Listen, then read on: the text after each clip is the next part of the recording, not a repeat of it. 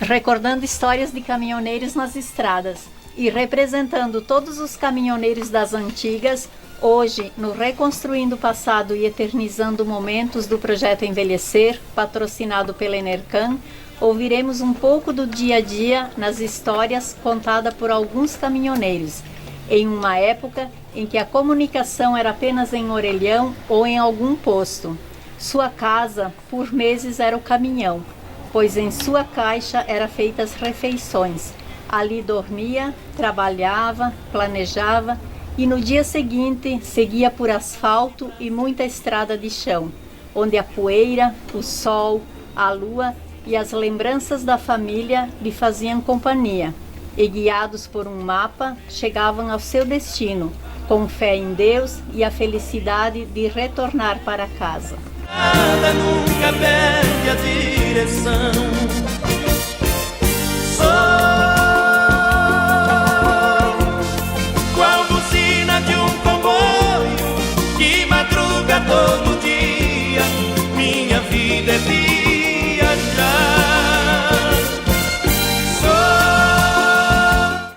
Olá, coleguinhas, alguém aí no QP Canal? Garotão na frequência? Gerente se encontra no QP? Boa noite, garotão. Tudo certo por aí? Gerente no QAP por aqui, garotão. Por onde é que você anda? Por onde é que você tá por aí, garotão? Boa noite. Ok, gerente, beleza? Um abraço ali. Abraço a você, a família. Kit familiar ali, a primeiríssima. Tô aqui, primeira região, Rio de Janeiro, ó. Carregadinho ali pro QTH ali, hein? Se tudo der certo, aí final de semana a gente se acha por casa ali. Um abraço.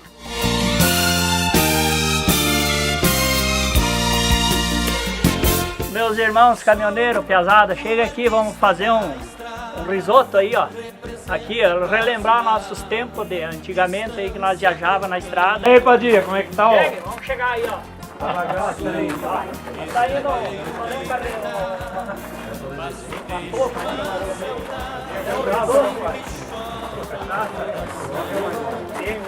E aí, Padilha, vai sair o risoto aí hoje, é? Aí sim, né? Aí não é de brincadeira, né? Aí o risoto saiu mesmo, né? Vamos relembrar nossa brincadeira. Vamos relembrar Cana Verde. Como iniciou o gosto pelo caminhão e por que Celso Ramos se destaca na quantidade deles? No início até por uma necessidade contemporânea aí da produção do nosso município, precisava ter o transporte e cada um que tinha o seu segmento optava por comprar o seu próprio caminhãozinho lá para puxar. Aqui nós tivemos vários segmentos, como no início a madeira, aí depois começou cerealista, tinha muita farinha de mandioca para puxar, tinha o feijão, aí ia para São Paulo e era difícil de encontrar caminhão, então surgiu aí bastante, chamavam de armazém, e desses armazéns começaram a adquirir o seu caminhãozinho, a serraria também, puxava porco para São Paulo, aí feijão, teve uma época que nós plantava arroz aqui. Enfim, o nosso município ele foi de vários segmentos de cultura, modificando a cada década, ia mudando. E o caminhão começou, né? Um comprava um, outro comprava outro, para puxar suas mercadorias. Começamos a fazer frete, aí ali na década de 70 até 80 começou o calcário. Aí uma grande necessidade de transporte, porque vinha pouquinha carga nos caminhões pequenos. E aí era uma correria aí, puxar calcário lá de Colombo, os agricultores, era uma novidade. E começou a influenciar daí a agricultura, com feijão. E hoje, se for pensar, no início de tudo isso, das empresas que nós temos hoje em Celso Ramos, iniciou lá com um caminhãozinho, cada um no seu segmento, puxando o que precisava aquela vez. A gente sofria um acidente, era um problema para avisar a família. Perdi uma irmã e eu estava em Medianeira. Minha irmã faleceu e não conseguiram se comunicar comigo. Tanto que eu cheguei em casa na quinta-feira para saber que minha irmã tinha morrido, tinha 10 anos. E para mim é tudo sem surpresa. A gente sofreu um acidente. Uma vez sofremos um acidente, tivemos que ligar para a prefeitura de Anita, lá de Ponte Alta. Ligar a prefeitura de Anita, para o guarda da prefeitura avisar aqui o patrão aqui em Celso Ramos, para ele ir lá dar assistência para nós. Mas tudo se dava um jeito e dava certo. Parabólica. Como chegavam ao destino sem GPS? A atualidade de hoje existe o GPS, né? Antigamente não sabia o que era isso. Nós seguimos viagem através do mapa rodoviário, né? Existiam os mapas rodoviários onde a gente tinha que ver as estradas por dia para determinado para a gente chegar no destino. Ali marcava a quilometragem, tudo certinho. E de tanto olhar aqueles mapas, quase que todo dia olhando esses mapas, né? Foi o ponto que eu decorei. Eu decorei todo esse mapa. Então hoje, de um jeito ou do outro, assim, eu quase que tenho o mapa do Brasil decor na cabeça. Isso aí foi uma passagem que me marcou. Digamos assim, para entrar dentro de uma cidade grande tipo São Paulo, Belo Horizonte, Rio de Janeiro, essas coisas, a gente tinha que pagar um chapa, né? A gente chamava chapa, né? Pagar para levar até num determinado local, onde que seria o local de descarga, no caso. Então, era isso aí, não existia outra coisa. Hélio, quando você iniciou, como é que era o caminhão? Já existia cama no caminhão? Como vocês faziam para dormir? Não, quando eu iniciei não tinha cama. Depois de um tempo a gente colocou um encosto atrás atrás do banco. Daí de noite a gente puxava aquele banco assim, virava e dormia numa caminha dessa largurinha. Você lembra? Mas a maioria das vezes, quando eu comecei, a gente não dormia em caminhão, dormia em hotel. Nós saía daqui, ia para Xanxerê, tinha um hotel que dormia. Nós ia lá na Boa Esperança, carregar milho. A gente ia lá, tinha hotel para dormir. E nós ia para Lages, tinha hotel para dormir. Não dormia em caminhão. Muito difícil dormir em caminhão. Não viajava de noite, né? Não viajava de noite. A estrada de chão. Aí era estrada de chão, tinha problema sério, porque a estrada era ruim. Quando chovia não tinha como andar, porque não subia os morros, patinava. Isso em 1970. Depois que começou a fazer o asfalto aqui, asfalto ali, asfalto lá, que começou a ficar bom da gente viajar. Mas o caminhão mesmo, para a gente dormir em caminhão, foi em começo de 78, 80. 80. Que daí quando começou a fazer o sofá-cama. Da Beco. Da Beco. A gente fazia o sofá-cama, aí era um banco, aí você virava, ele virava a cama. Puxava ele, Puxava ele, ficava a cama. Embaixo da cama. Tinha que engatar o ré no caminhão, né, Leopoldo? Tinha que engatar o ré para poder colocar o sofá-cama. Mas embaixo da cama e a hoje não. Hoje é tudo diferente. Hoje o caminhão vem com cama, vem com cabina grande. Naquele tempo não vinha cabina grande.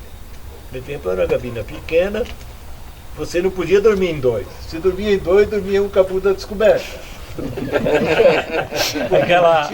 Aquela vez tinha que ser cobra para dirigir o caminhão, porque tinha que dormir enrolado. Em 68, 70, quando meu pai começou a puxar porco para São Paulo, era 2 motoristas. O banco era um banquinho só. Um viajava e um dormia em cima dos pelegos. Não tinha... Era dormir em cima dos pelegos, é verdade? E a gente vivia assim, trabalhando, vivendo, correndo. Tinha os lugares certos para dormir, tinha os lugares certos para parar. Não era você chegar, eu vou lá de tal lugar, não. Chegava no anoitecer, encostava, tinha um hotel, dormia, de manhã levantava e ia embora. E era a vida que a gente levava. Barriga, você por ser um dos primeiros caminhoneiros, você ensinou muitos nessa profissão? Eu ensinei. Eu ensinei as bárbaras. Ali tinha o Valentim, tinha o Clay, que já saía viajar com nós, o Gaiteiro. Daí tinha o Padilha, os Eu mais mesmo, novos, Padilha. o Gilson, gerente, o Rony. O gerente E eu saía aquela procissão de atrás. E sempre junto, sabe? Não tinha como. Ali um ajudava o outro. E aquele tempo não é que nem agora, né? Se você hoje quebrar um caminhão na estrada, se você tá ali, todo mundo passa por cima, ninguém para. E era tudo unido, né? Era pouco caminhão também, né? Porque nós íamos nesse mundo afora, tudo o meu também era um 11, 13. Valentim, era fácil a comunicação na época? Não tinha. Na época existia um posto aqui. A gente tinha que ir nos orelhão, comia ficha, que nem que jabuticaba, não dava tempo. Nem de conversar. Nós ficamos 60 e poucos dias em Cidrolândia, né? Nós íamos nos orelhão, foi o ano que eu casei. 60 e poucos dias eu falei com a mulher uma vez. É verdade? Não tinha, né? Vai fazer o quê? Ficava na lavoura, quando chegava e era... E pro Perácio, ajuda nas estradas. Como que era a tua vida nas estradas ajudando os outros? A gente sempre procurava ajudar todo mundo, né? Quando é que a gente usou barriga, e quando a gente era companheiro, até começar e terminar a viagem era junto. Independente se um quebrasse ou o outro quebrasse, a gente tinha que arrumar e continuar. Não abandonava ninguém. Eu consegui sempre, no passado tempo assim que eu viajei, eu sempre fui ajudando todo mundo, sempre. Eu nunca tive o gosto de dizer assim, não, eu vou abandonar isso aí porque não dá, não. Sempre foi muito, sempre sou assim, né? Sou sempre do certo e companheiro até no fim, né? E era isso aí mesmo. E quando quebrava os caminhões na estrada, como que arrumava? Para esperar vir socorro, como que era? Socorro, a gente amarrava com arame, fazia qualquer coisa, mas até num destino onde chegava. Né, tio Cândido? Eu quebrei o caminhão, vou contar essa aqui, para provar que o Keio foi um companheiro que sempre ajudou. Quebrei o caminhão em Limeiras, com uma mudança em cima, e descobri o Keio no Brás, que estava descarregando o caminhão de feijão. A gente tinha o telefone da cerealista, e acabei ligando para o Keio, ele foi lá em Limeira, puxemos o caminhão com o motor estourado. Passei lá com a mudança em cima, que tinha carregado em Brasília e descarregar em São Paulo. Chegamos em São Paulo 2 horas da manhã. Descarreguei uma mudança em Osasco e com o caminhão já remontado. Então o Keio trouxe o caminhão para Lages, porque nós não tinha crédito, não tinha nada. Daí o meu cunhado fez o motor em Lages, mas isso eu devo para o Keio aí. Eu tinha um cara que era muito amigo meu, era o falecido Elias. Aquele, se eu dissesse, olha Elias, vamos ter que ficar para amanhã. Então tamo junto. Não, mas pode ir indo. Não. Na hora que nós saímos daqui, nós saímos junto. O falecido Elias era companheirão, parceiro. Tinha seguro na época de caminhão? Como que era? Quebrou? Não. Era despesa da pessoa? Nas mãos de Deus só. Roubo e seguro de Deus. Tombo, tinha que se virar, né? Nem seguro terceiro tinha nada. nada. Seguro, nada naquele tempo, não tinha seguro. Turquinho, como arrumavam as cargas? Naquele tempo era por telefone, né? Na verdade a gente criava, já tinha uma amizade, né? Aí por influência dos amigos, um informava aqui, outro ali. Então, a gente saía de São Paulo, ligava em Salvador, né? Aí quando você ia em Salvador, ligava em São Paulo e já, né? Mas tudo na base do orelhão, como o pessoal falou, né? Aí nós agenciador, né? Tinha os conhecidos, né? E a gente, né? Mas era na base do telefone aquela vez, né? E na base da sorte, né? Na base da sorte, né? Pra onde tinha, pra onde tinha, né? Não era pra onde queria. Pra onde queria. Não era fácil, né? Mas era através do telefone, não tinha outro meio, né? Então agora a pergunta é pro Curuíra. Assim como vocês iam nos lugares, nas empresas, a carga para descarregar, era rápido a liberação das notas, como funcionava? Variava, porque de repente tu ia carregar em firmas que liberava rápido, de repente não liberava.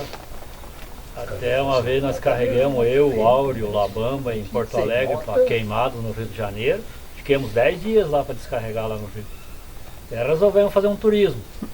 Contratamos uma van lá e fomos conhecer os lugares bonitos do Rio de Janeiro. Aí a gente foi na Candelária, foi no Maracanã, foi no Cristo, foi no Pão de Açúcar, fomos na praia do Copacabana. E daí o final da viagem era no aeroporto do Galeão, no Rio de Janeiro. Daí não deu tempo. Aí voltamos para Queimados, fomos lá na Friozem, ficamos mais 2 dias para descarregar. Aí descarregamos. No outro dia de manhã, viemos, pousamos em Aparecida, aí fomos na missa com as pessoas católicas. E daí, perto do meio-dia, nós saímos da Aparecida e viemos para Itajaí. Né? E a viagem deu tudo certo, deu as mil maravilhas, parece que as coisas se ajeitaram. E chegamos no Itajaí, no fim de semana em casa, depois de quase 20 dias para terminar a viagem, mas deu tudo certo. Tá bom? E então, garotão, como é que era a recepção? Onde vocês iam descarregar nas fazendas e onde vocês descarregavam as cargas? Então, no começo, quando a gente ainda não tinha essas caixas de comida aí que depois ajudou muito nós, a gente chegava nas fazendas, mas nós era tratado como um cidadão assim de respeito, sabe? Os fazendeiros não foi uma nem 2 vezes. Eles convidavam a gente para ir almoçar com eles na casa, para depois ir para a fazenda descarregar, quando a gente carregava adubo, que subia com adubo, ou mesmo quando ia no Ciro lá para carregar grãos.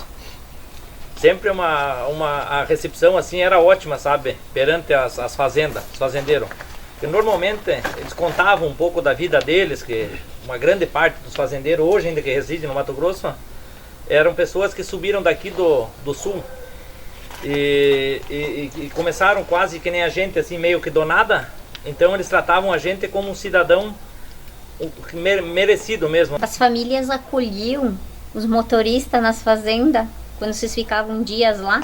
Muitas vezes. Isso, às vezes, quando a gente foi, eu tive umas épocas que eu puxava aqui no Paraná, a gente puxava a granja, eu era tratado como um filho de um fazendeiro. Como meus manos também, que a gente foi fazer, a gente dizia fazer fazenda. Na época da safra nós ficava 40, 50, 60 dias puxando soja ou trigo. Nós era tratado como um da família, nós almoçava junto na mesa da família, dos patrão, e eles tinham a gente como da família, sabe? Fadia velho, como eram as viagens na estrada? As viagens na estrada era complicado. E bem complicado. Daí a gente subia, sabia que saía de casa, só quando voltava não sabia. Aí com o telefone, era cada 8 dias que nós conseguia ligar. Aí ligava, que nem eu morava ali no morro, ligava no falecido Anélio avisando, ó, tal hora eu vou ligar. Mas daí chegava no posto, tava cheio de orelhão, só na época era só orelhão. E então você ficava 1 hora, 2 horas esperando para chegar, fazer uma ligação. E diz o Hélio, ponhava as fichas ali, era comia de vereda, não dava, era 5 minutos, cartão. Então assim que era complicado. E daí assim, o que mais me marcou assim, porque eu saí viajar, quando eu saí viajar, 8 dias depois, quando eu liguei para casa, a minha avó tinha morrido, tinha sepultado, fazia 8 dias já que conseguimos ligar para casa para saber que ela tinha falecido já. Então assim, a comunicação na época era fácil, como nós achávamos na época, mas era difícil, porque a gente saía e não sabia quando que voltava. Para fazer uma ligação para casa era um sacrifício. Então nós ficávamos 2, 3 meses lá para cima trabalhando, às vezes quando a família ia junto, até banho nas meninas, a mulher deu embaixo na barrica, assim, nas fazendas, dava. Tinha fazenda que não dava, não recepcionava a gente, né? Assim que nem o Rock falou ali, ó, o garotão ali. Então é assim que era, na estrada era complicado. E depois agora de um tempo para cá, daí foi melhorando a coisa, né? Hoje é tudo mais fácil do que antigamente, né? Gerente, a comunicação pelo rádio PX, como era? Pois é, eu hoje me considero feliz estar no meio desse grupo, todo mundo junto das antigas aqui, né? É um prazer a gente estar fazendo isso aqui. Eu hoje, 25 anos de estrada, né? Comecei a trabalhar com meus 18 anos, que na época quando nós começamos a trabalhar, não precisava ter 21 anos para você trabalhar numa carreta. Você não precisava fazer bafômetro nem o teste que o pessoal fazem hoje aí, né? Então nós começamos a trabalhar aí com 18 anos, 25 anos na estrada. Barriga me ajudou, me ensinou, o Hélio me ajudou, eu acho que todo mundo que estava aí, a gente se ajudou. Na época eu viajava muito junto com o Rony, meu irmão, com o Luiz Ângelo, meu cunhado, quando a gente começou a trabalhar junto no Nordeste, né? Criei o meu primeiro filho, que hoje é o meu sucessor no transporte, dentro da gabina do caminhão. Eu sempre disse que uma das coisas que mais me marcou na estrada, quando hoje o pessoal pede, que é o que mais me marcou, é um dia que eu cheguei em Feira de Santana, que eu estava com meu filho, que não sabia se vivia, se morria, o que acontecia, e a gente não tinha como chegar.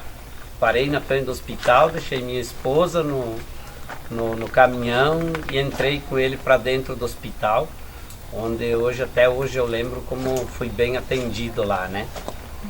Mas respondendo a tua pergunta, Marilde, nós no PX eu sempre digo, todo mundo tinha o apelido, aí eu acho que o único que não ficou com o apelido foi o Hélio, né?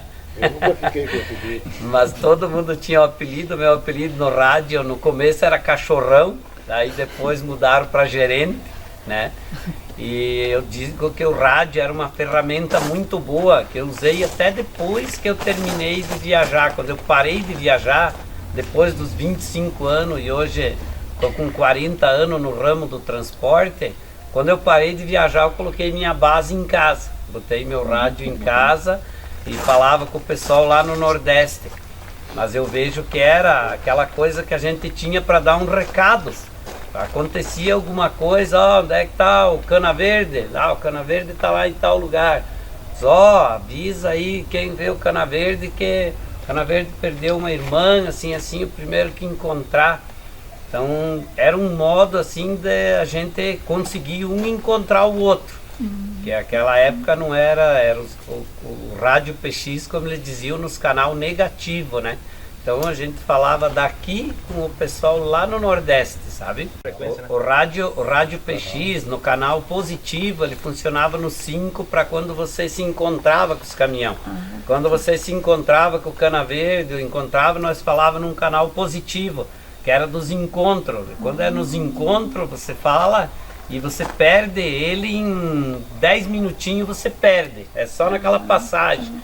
Agora daí nos canal negativo, como nós daí nós tínhamos um grupo, um agrupamento. Na época todo mundo aqui fazia parte do agrupamento GCC, né? Tinha um pessoal que fazia parte do Undelages, mas a maioria era do GCC de Campos Novos, né? E hoje eu acredito que até acabou por causa do celular, né? Gaiteiro, como era a solidão, a saudade de casa e a família? Bom, então, primeiro falar da saudade, né? Eu já estava com saudade de reunir com todo esse povo aí, né? Que a gente teve a oportunidade, graças a Deus, de viver e conviver, né? Com cada uma dessas pessoas que estão aqui e outros que de repente não puderam, né, estar aqui. E cada um com a sua história, né? Que marcou, né? Com certeza que todos têm, né, muitas e muitas histórias aqui, né?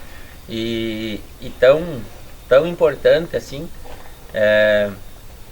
relembrar, né, coisas que a gente viveu, cada um contou um pouco, né? E já aproveitando a falar, né, da solidão, a gente, acho que vivia numa certa solidão, que quando a gente falaram já aqui da questão da comunicação, né, que era difícil antes do rádio. Então, antes do rádio, quando a gente se encontrava, né, com os colegas na estrada, a gente parava, às vezes, até no acostamento mesmo, para parar, para conversar, a oportunidade de ver, né, uma pessoa conhecida, de poder contar um pouquinho de como você estava, e que essa pessoa pudesse ser outro companheiro, caminhoneiro aí, pudesse contar que te viu, ou a gente também contar que viu fulano, viu ciclano e que estava bem. Então a gente conseguia abafar um pouco, né, essa solidão, essa saudade, quando a gente tinha a oportunidade de encontrar com cada amigo, conhecido, caminhoneiro que vinha na estrada, né? E também já foi falado aqui, né, o Perácio também falou, o companheirismo, né?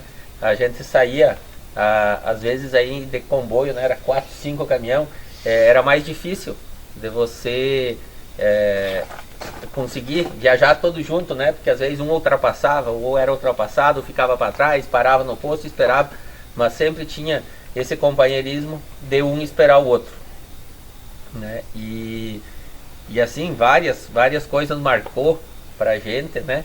Mas o tempo que a gente ficava fora de casa, esse eu acho que foi marcante.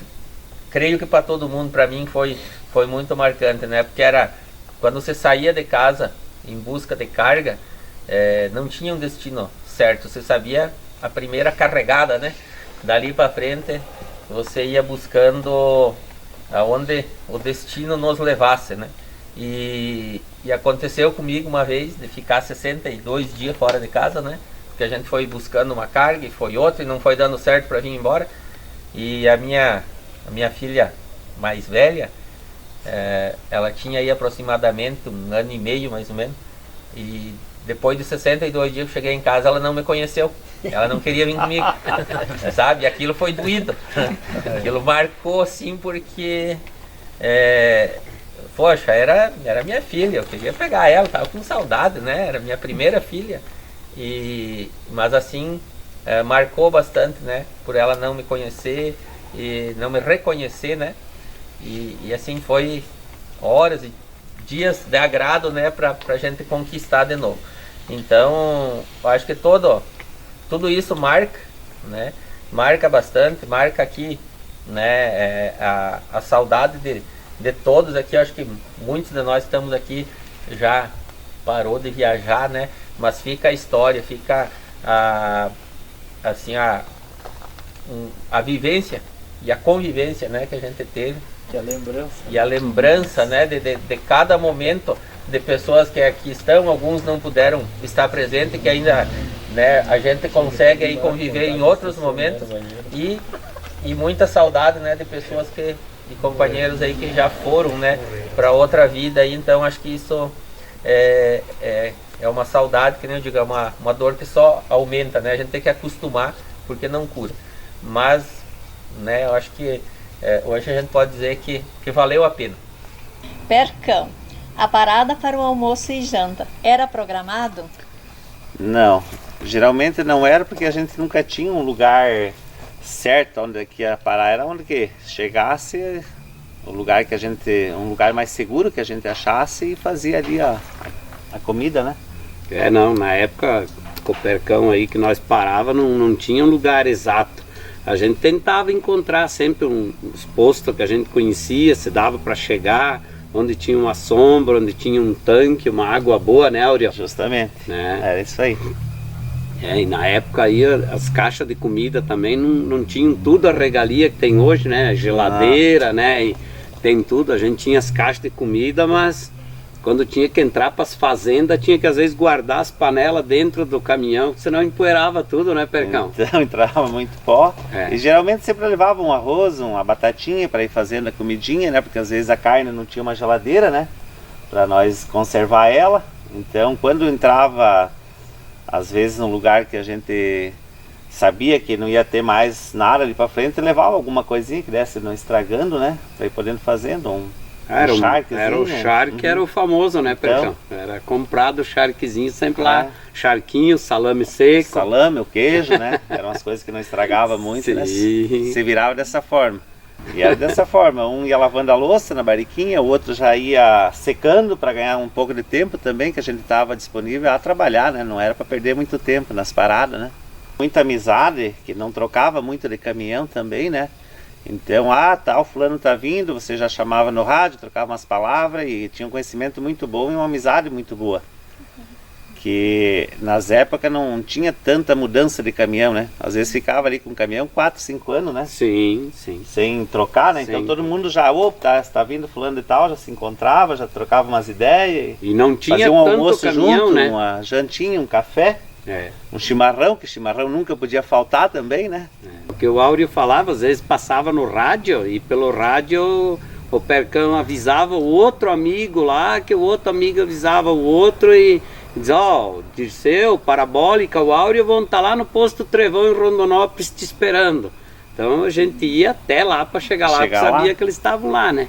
Esse encontro de hoje foi mais para relembrar a época de que nós viajamos, toda a galera junto aí. Então, ao menos recordamos, fizemos esse risotão gostoso aí para todo mundo contar a sua história e lembrar o passado, né? Pessoal, vamos jantar? Tá na hora. É como nós fazia na estrada. Hoje estamos relembrando o tempo da estrada. Não é de luxo, não é nada. É do lado de um caminhão, onde nós conseguimos as nossas esproezas, as coisas, foi de dentro disso aqui, ó. E hoje a comida é aqui no caminhão.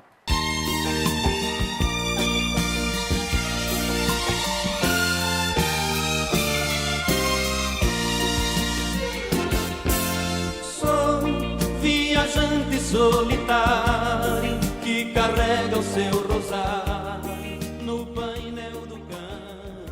Há tempos anos atrás, aí, uns 10, 20 anos atrás, porque já faz 10 que estou em casa, aí eu descarreguei em São Paulo o caminhão e vim em Cajati carregar foscálcio para o Mato Grosso, para BRF. E saí dali, eram umas 10, 11 horas da noite, e saí num posto dormir. Quando eram umas horas, sei lá, recém tinha chegado, bateram na gabina e abriram a porta do caminhão do 113 e me jogaram para trás e saímos para a estrada. Daí eles falavam a giga lá, nem sei o que era, como é que eles falavam lá. Aí chegando no 1 quilômetro antes do posto de Doca, às 5 horas da manhã, mas eu calculo 5 horas da manhã, eles encostaram o caminhão na beira da estrada e daí me deixaram eu com os alertas ligados e o caminhão desligado ali até. Daí me disseram assim, ó, fica meia hora aí, se você se mexer aí dentro, sair pra fora, nós te apaga. Fazer se apaga, você vai saber o que é apagar, você fica lá. Aí com a porta do caroneiro aberta e você ali deitado atrás. E o dinheiro que tinha, levaram tudo. Aí 5, 5 e meia da manhã eu ligando pro chefe que é em casa que tinha me assaltado. Aí eu fiz mais ou menos, fizemos uns 150, 200 quilômetros de carona ali numa noite ali. E levaram o caminhão? Não levaram o caminhão, eles acho que não conseguiram vender, não sei, ou estava carregado, ou a carga não serviu para eles, ou me abandonaram, na verdade, antes de chegar no Tio-Doca lá. Antes de chegar na ponte Tio-Doca ali, me abandonaram ali, 5 horas da manhã. Nós tínhamos recebido o frete em São Paulo, né, da carga de morango que nós tinha recebido descarregar no Ceasa. E saímos com o frete de lá, e quando carreguemos ali, recebia o frete também, daí só mandava o frete. Nós chegava, que nem lá em Campo Grande, nós chegava lá, bacia o caminhão, daí nós deixava no posto Locatelli para mandar o dinheiro para casa, para a firma, né? E nós tínhamos os pontos certos para deixar o dinheiro para mandar para casa. E voltava como para casa esse dinheiro? Mandavam como? Depósito de banco. Depósito de banco. Era depósito em banco. O posto fazia depósito em banco, ele te dava o comprovante e o dinheiro vinha para casa daí. Se caso o dinheiro não viesse, você ia lá com aquele comprovante, cobrava, eles te davam o dinheiro lá, né? Mas era difícil não vir, porque os postos faziam certinho. Nós tínhamos o Locatelli em Campo Grande, em Cuiabá tinha o Rio Cuiabá. Eram os dois postos que nós... Cupim e Paranaguá. E o Cupim e Paranaguá eram os postos que nós depositava dinheiro, deixava dinheiro para eles mandarem o dinheiro para casa. A primeira viagem que eu fiz pro Nordeste fui junto com o gerente e os caminhões eram bem igual, né? 2 HW. 3. Você e o Rony. Tinha os caminhões igual. Eu e o Gil carregamos aqui em Chapecó para o Rio Grande do Norte, né? Feijão. E na época assim o feijão era avisado, né? Mas correu tudo bem a viagem. Para entrar no Rio Grande do Norte tinha uma cancela para passar o posto fiscal. E nós tínhamos que esperar ali que o dono do feijão vinha ali buscar, que ele tinha que pagar o imposto para entrar no estado do Rio Grande do Norte. Aí como o caminhão do Gilson estava com mais carga, o cara pagou o imposto, acho que só acredito eu, pagou o imposto só o meu caminhão tinha menos carga, e deu a minha nota pro Gilson se descarregar numa feira, né? Na feirinha. Aí tava o Gilson, tava com a esposa junto, né? Levar, foi carregar e eu embarcou um morenão dentro do caminhão e dizia, agora você vai me acompanhar. E entramos, antes de chegar na cidade, pegamos uma estrada de chão, andamos mais ou menos 1 quilômetro e meio da estrada de chão. Aí ele mandou entrar no meio de uma capoeira assim, atravessando um lajado, um córrego assim de água com o caminhão. Caímos dentro da cidade de novo, no caminhão, saímos lá na frente, pegou asfalto, andemos uns 3, 4 quilômetros, mandou entrar numa fazenda com o caminhão, encostamos o caminhão lá, ele escondeu o caminhão dentro dessa fazenda e me deixou lá. E isso era meia-noite que ele tinha tratado de vir buscar no posto fiscal, né?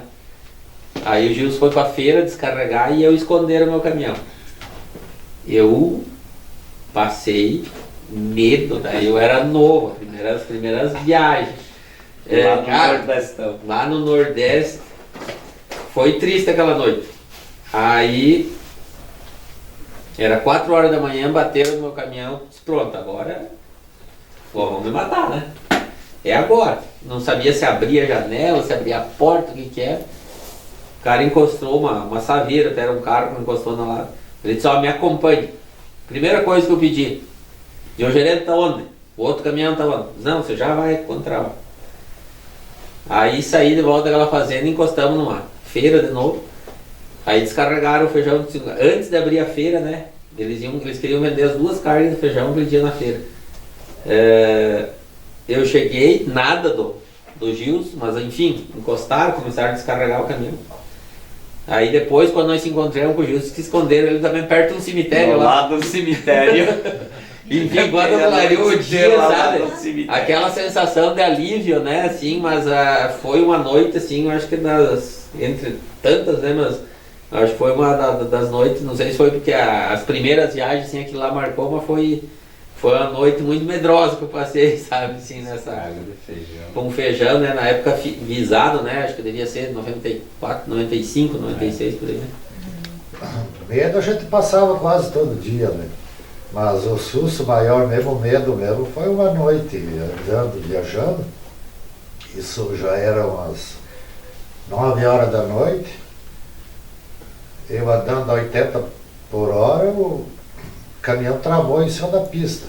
80 por hora. Olhei para o retrovisor, os pneus lá de trás tudo de arrasto e uma fumaça levantando assim de... Carregada de céu. Carregada com...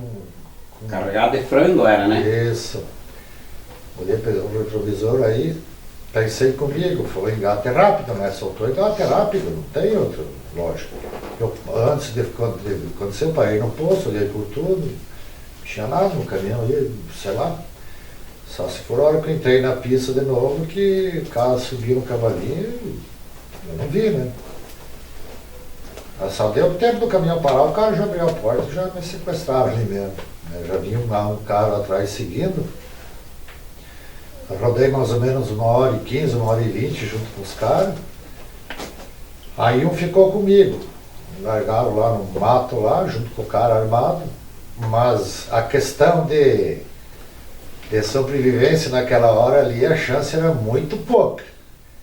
Você não pensava em outra coisa, não tinha, né? Porque os caras toda hora te ameaçando. Só aquela noite foi uma eternidade, parecia que... Aquela noite parecia que foi um mês que eu fiquei lá. Mas quando foi tipo 5 horas da manhã, esse cara me soltou lá, saiu, falou pra mim daqui uns 20 minutos, meia hora você pode sair daí. Aí eu ainda assustado, né? Não sei se vou sair daqui vivo ou não.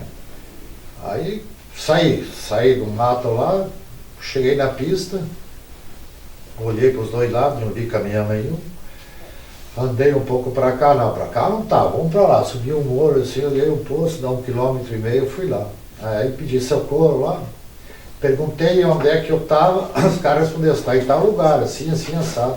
Lugar que eu passava quase todo dia ali, eu não conheci mais. E veio polícia, veio tudo, feito um BO e graças a Deus me escapei com vida, mas esse foi um susto muito grande. E uma das piores viagens para mim foram uma das tantas que a gente fazia puxando container aqui de Maravilha, do frigorífico da Aurora, que não sai da cabeça da gente assim, sabe? Sabe aquele dia assim que você tá ali que nada tá legal, parece, alguma coisa vai dar errado, sabe? Aí tava junto com o meu mano lá, com o Áureo, e no momento acabou a carga do celular, Aí levei o celular pra carregar lá na guarita do guarda. Aí fomos almoçar, era quase meio-dia. Tendo que recém sempre do refeitório do frigorífico, para que eles cediam o almoço pra nós. O guarda me gritou: Zô Bornag, chega aqui, telefone. Eu achei que era o meu telefone que tinha tocado, porque eu deixei carregando lá com ele, né? Aí quando eu cheguei na guarita, ele me alcançou, era o telefone dele, o telefone de fio. Ele com a cabeça ele se alcança aqui, estava na guaritinha alta, né?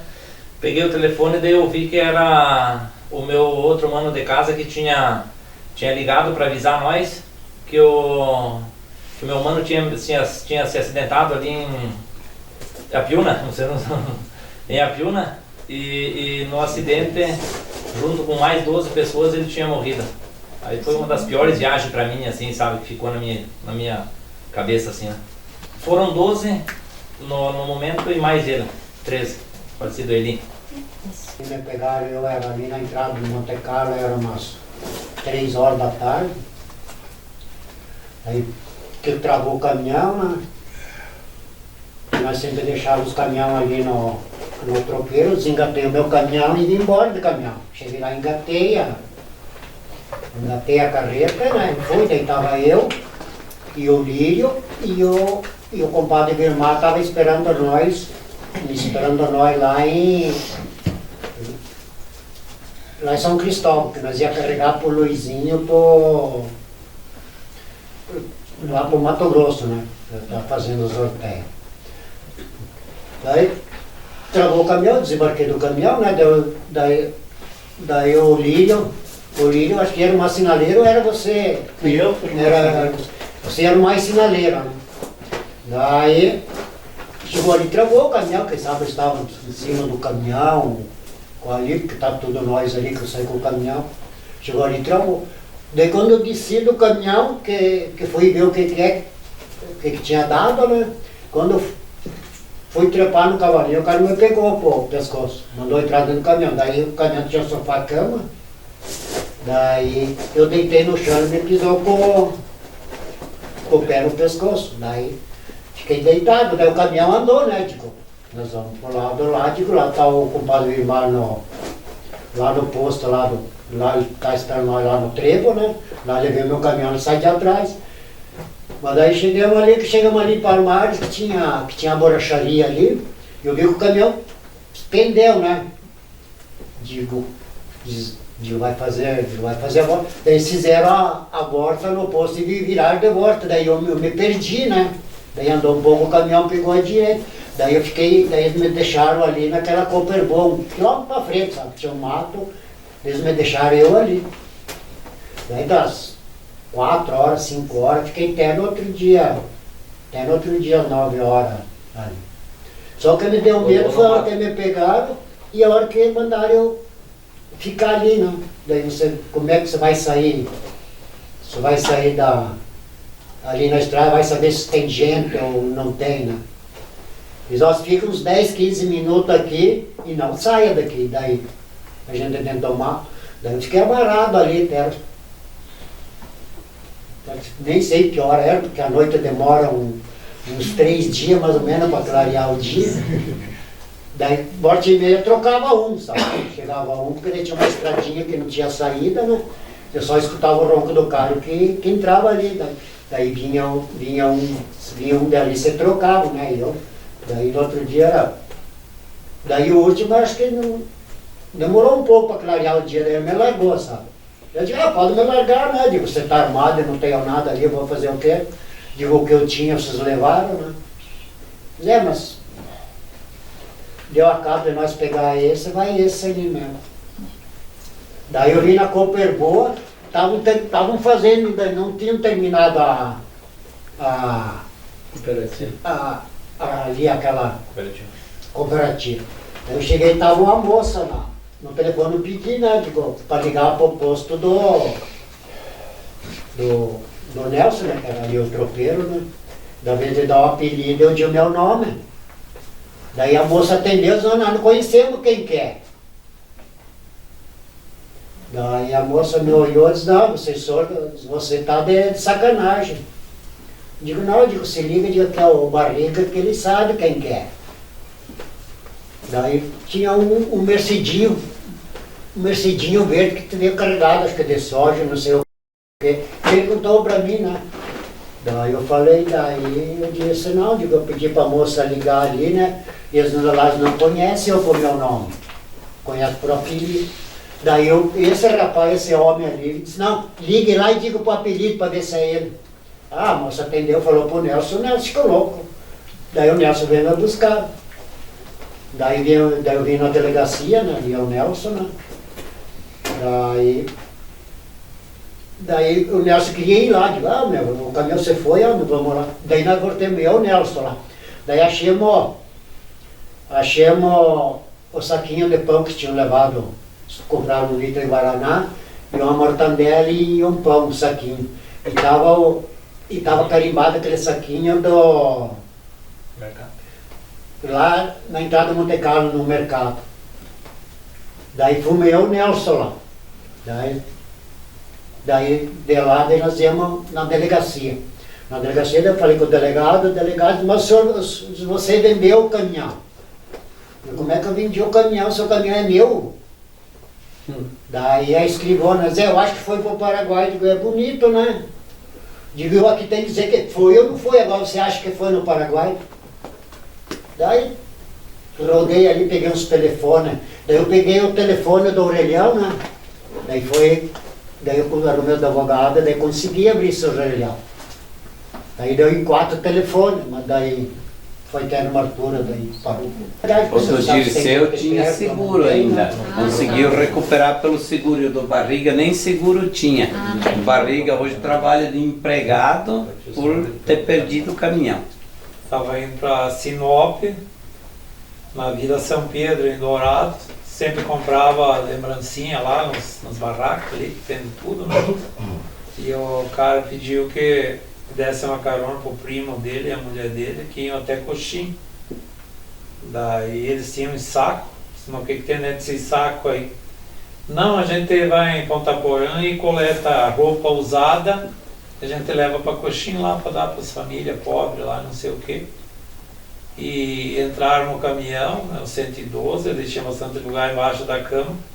Eles colocaram as 2 bolsas, né, que eles tinham, junto com as minhas malas, embaixo do banco. E eu queria ver o que tinha, daí, não, tá aqui, ó. E ela abriu uma das bolsas e era roupa velha mesmo. E daí fomos. Aí eu parei em Campo Grande, abasteci, eles de carona ali. E quando cheguei em Coxim, eles pediram se eu estava com sono. Estava com muito sono. Ah, tô com sono, né? É, só que nós vamos até Rondonópolis com você. Aí ele disse, não, vocês pediram até Coxim, eu vou dormir por aqui. Ele disse, pra nós tanto faz. Aí o marido dela alcançou o revólver pra ela. Ela colocou o revólver em cima das pernas lá e tocamos a noite inteira, até Rondonópolis. Mas lá eles ficaram lá no trevo, estava clareando. Não, já era dia. Já eram umas 9 da manhã. De Dourados, né? Eram umas 3 da tarde. Umas 10 horas da manhã a gente chegou lá. Aí tinha um carro embaixo do viaduto chegando, depois passa o Rio Vermelho. E eles desceram e bateram a porta e foram embora. Aí quando eu passei de volta ali, no meio lá, fui tirar satisfação com o cara lá, ele disse que não lembrava de nada e não me conhecia. Olha essa.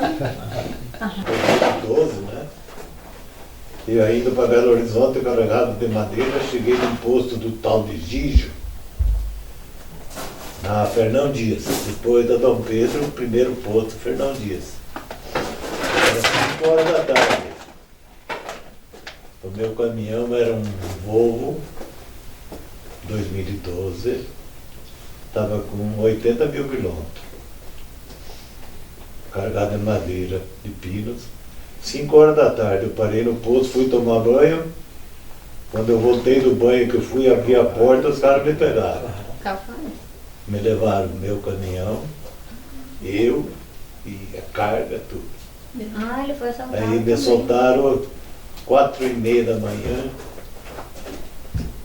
no meio do mato, me deixaram, sentido que nem pro Campo Limpo. Foram sentido a Campinas, no quilômetro 93 fizeram a volta, entraram sentido Campo Limpo e me deixaram lá.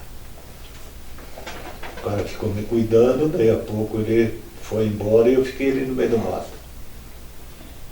Aí eu saí dali, tinha um viaduto, a rodovia, a uns 300 metros dentro do mato, daí eu saí.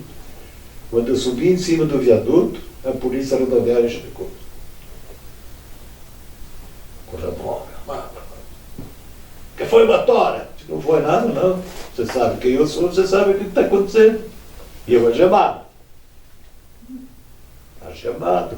Os ladrões te algemaram? Claro! Me pegaram, me algemaram. Aí falei para eles, não, me leva numa delegacia, eu quero dar depoimento, eu quero fazer o boletim de ocorrência, né? Levaram o meu caminhão. Não, a delegacia não podemos te levar. Me levaram num posto. Então, me levam no posto. Me trouxeram na Fernão Dias, sentido São Paulo, e me deixaram no posto. Eram umas 4 horas da manhã. Frio, chuva, sem chinelo, me deixaram sem chinelo, só de bermuda, sem roupa, sem nada. Só com uma camisinha e uma bermudinha. O caminhão até ontem. Nem caminhão, nem carga, nem carreta. Fiquei só sem nada. E então, gerente, em nome de todos os caminhoneiros, o que dizer para as esposas que sempre acompanharam vocês? Por várias vezes elas estiveram junto. Viu? Esse é um comentário bem válido que você fez agora, Marilde, uma pergunta. Eu acho que todos os motoristas da minha época que viajaram, todos viajaram com as esposas, tenho certeza que quase todos levaram as esposas junto. Nós mesmos chegamos a viajar com as esposas e com as famílias, com os filhos, né? Então a gente levou os filhos junto, as esposas junto. E essas esposas, como a minha, como as outras todas que viajaram, eram muito guerreiras, né? Fazendo comida nos caminhões, usando o banheiro dos postos de combustível, às vezes que não dava, dando banho nos filhos dentro dos tanques, às vezes até que o pessoal não deixava usar os banheiros. Quantas vezes a gente parava nos pátios de posto onde já sabia que tinha água, tinha tanque para dar banho nos filhos, né? Então essas mulheres foram umas heroínas. De coração temos que agradecer a cada um delas com certeza, em nome de todos os meus amigos caminhoneiros. Pois é, foi uma noite especial aí, a gente se reunir, todo mundo aí, lembrar o passado, cada um contou as suas histórias. E não é porque nós temos 17 aqui que queremos representar muito, mas aqui devíamos estar mais de 50, porque os nossos antepassados que deram início em tudo isso já se foram também, alguns de uma forma inesperada, os amigos que a gente perdeu em acidente. O importante é que estamos aqui nós para lembrar tudo isso, e eu acho que cada um aqui, apesar de ter passado o que passou, nas horas boas, nas horas ruins, mas faria tudo de novo, e a gente começaria tudo de novo se fosse o caso. Eu viajei, já teve gente que viajou mais, mas eu viajei 45 anos. Se eu tivesse mais 45 para ir para frente, eu teria coragem de encarar, porque teve as horas ruins, teve as boas, teve os momentos que a gente gostou de estar envolvido nesse segmento, que foram os caminhões aí que trouxeram alegria para muita gente, muita festa aconteceu. Teve coisa triste, mas teve as alegres também, que a gente... Enfim, que chegamos aqui, estamos aqui nós hoje, representando nossos antepassados e dando as boas-vindas também ao pessoal que está vindo aí, a piazada nova aí, que estão com tudo aí para tocar e o nosso segmento aí. Eu tenho os filhos que estão tocando a empresa, gostaram do que o pai fez, estão fazendo, e acredito que a maioria estão assim, né? Então, eu acho que valeu a pena e está valendo a pena ainda da gente ter sido caminhoneiro, né? Sou um honesto brasileiro, o melhor caminhoneiro que cruza este sertão.